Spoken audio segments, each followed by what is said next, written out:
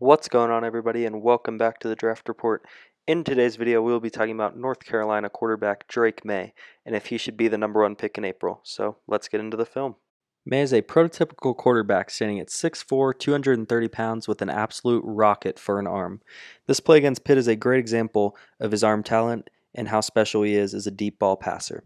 So what Pitt's going to do here to limit his deep ball is run a basic cover 4 concept, splitting the field into 4 quarters, where this guy's going to take from the numbers out, this guy's going to take inside the numbers to the hash, this guy's going to take inside the numbers to the hash, and this guy's going to take outside the number, really making it tough to throw deep because the field is split up with 4 deep safeties and forcing Maye to find something underneath. But what Carolina's going to do to combat this is run a little high-low read and run a post and an in-breaker, and really making this a 1-2 read.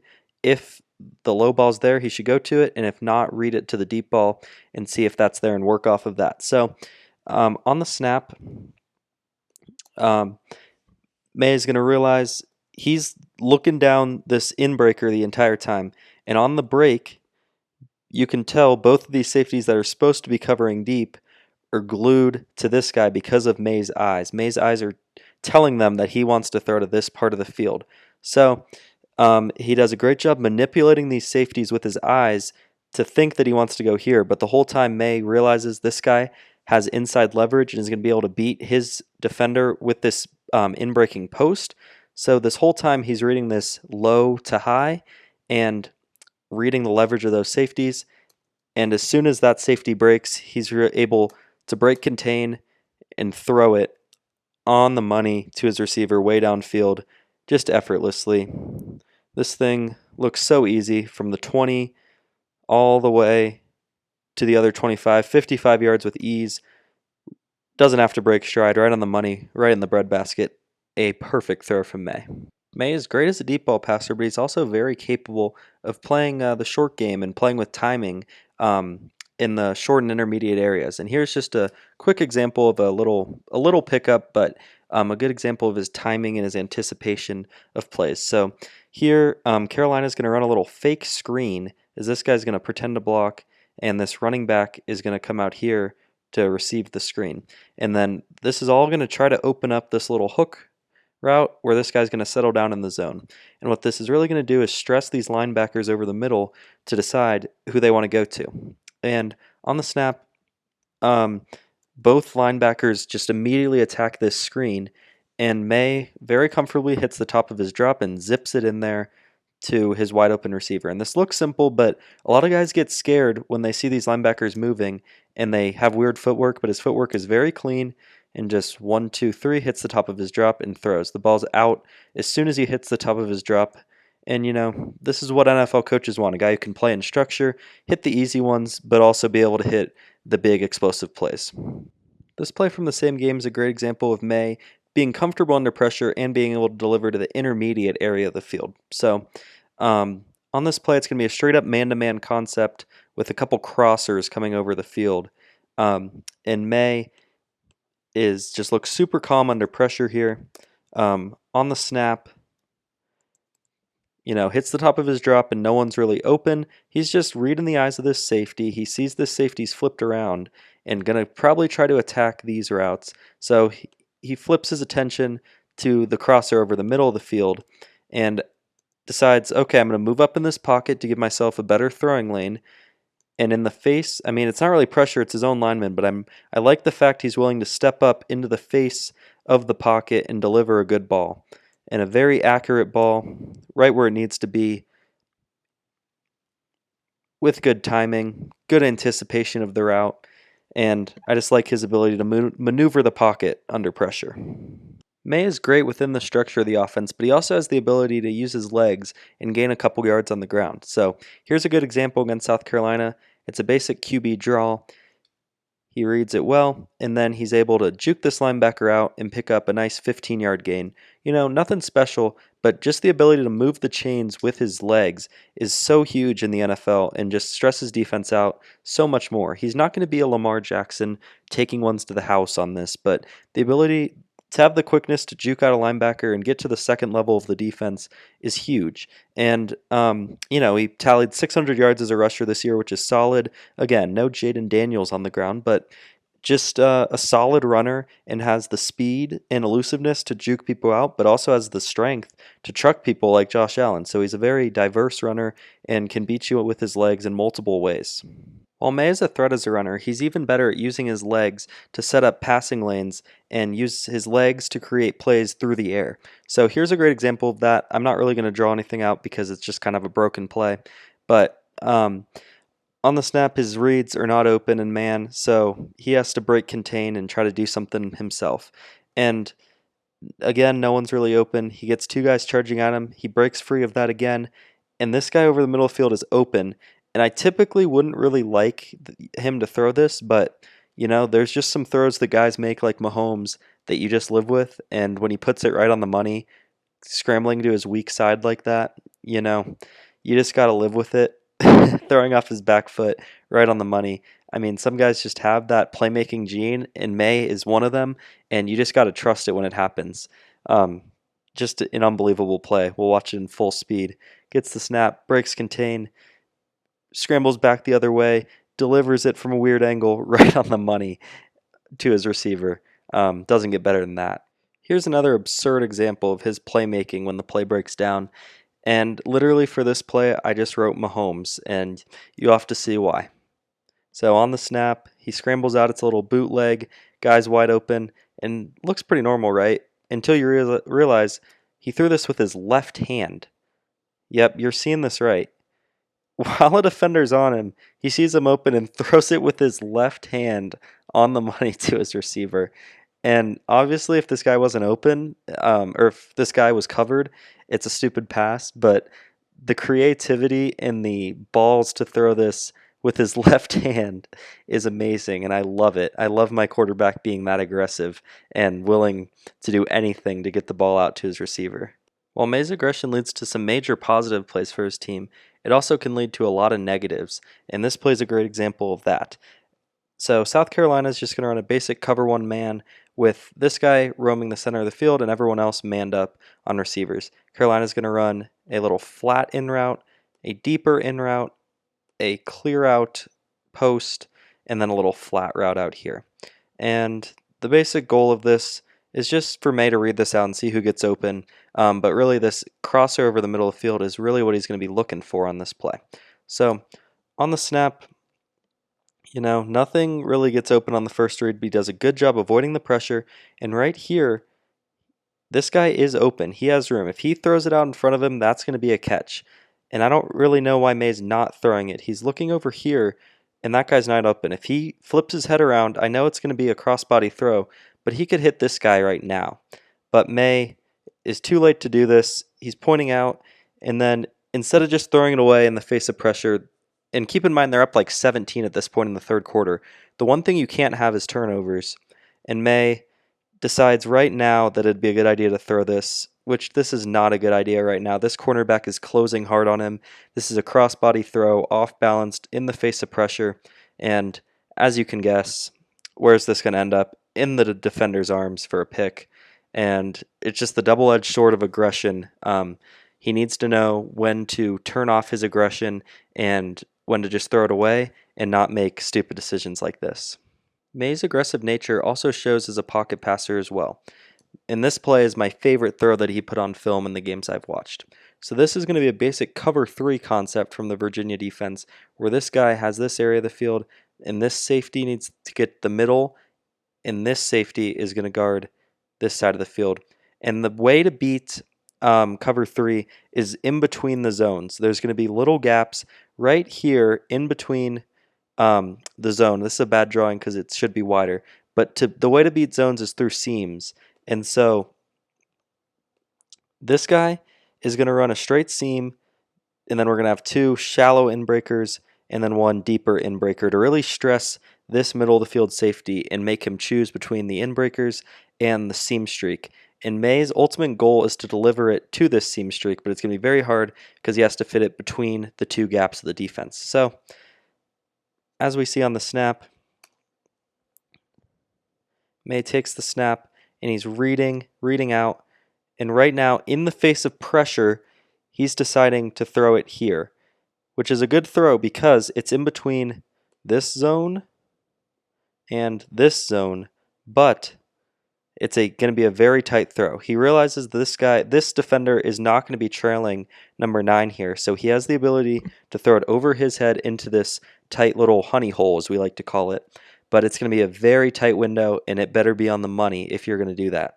Maye, not scared, throws it into this triangle of a defense, and again, this ball must be right on the money. He has to put it in a spot where only his guy can get it.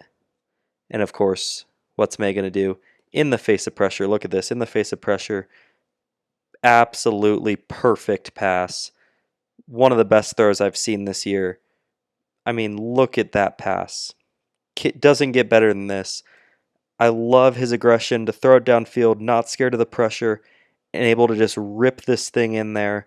Not a fear in the world of a pick because he's so confident in that arm to be able to rip that in there for the touchdown. Again, just a beautiful throw to beat the cover 3 right up the seam.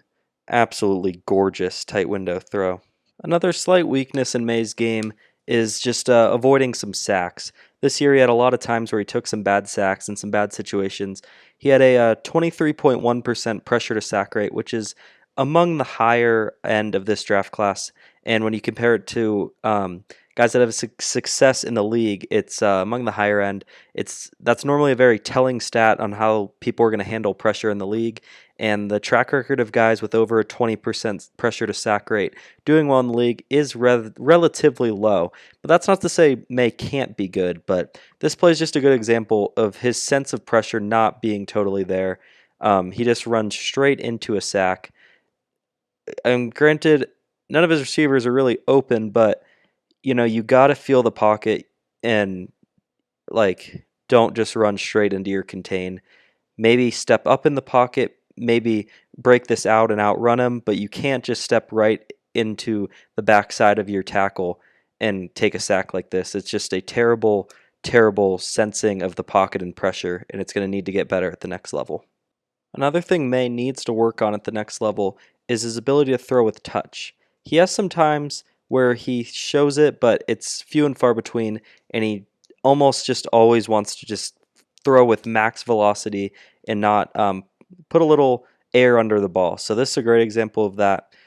He's able to break outside of this blitz, and he sees his guy open. This is a great pass, but he's going to need to layer it over this guy, which for an NFL quarterback should be easy. You just throw with a little air, get it over this shorter defender, and put it anywhere out here, and your receiver is going to go and get it. The one thing you can't do is telegraph this and throw a laser beam right at the defender's head. And of course, what is Maye going to do? Do exactly that. I mean, this should not be a hard throw to make. You have, a good 10 yards where you can layer it over his head and get it to this guy. But Maye just doesn't have that ability right now and always just wants to throw with max velocity, which is good, but you need to know when to tone it down and when the right time is to throw with that max velocity to fit in those tight holes like the last throw. But he just needs to develop that, and he has a long way to go in terms of touch throws and placement on them.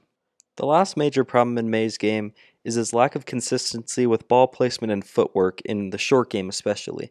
So here I'm not going to draw anything out. It's a pretty basic play, but just kind of a common example of just short passes that he misses. You see, nothing looks too unusual here, but you can just tell his feet are not aimed where they need to be. They're aimed way outside of his receiver, so he has to kind of turn that arm over to get it there and ends up way outside. And I could show at least 5 or 6 examples from this season where he just misses short ones like this. And you just don't see this from NFL guys too often. And I've no doubt in my mind that he'll get these fixed, but it's a little tough to watch when you're drafting a guy at 1 or 2 potentially, and he's missing throws like this pretty regularly.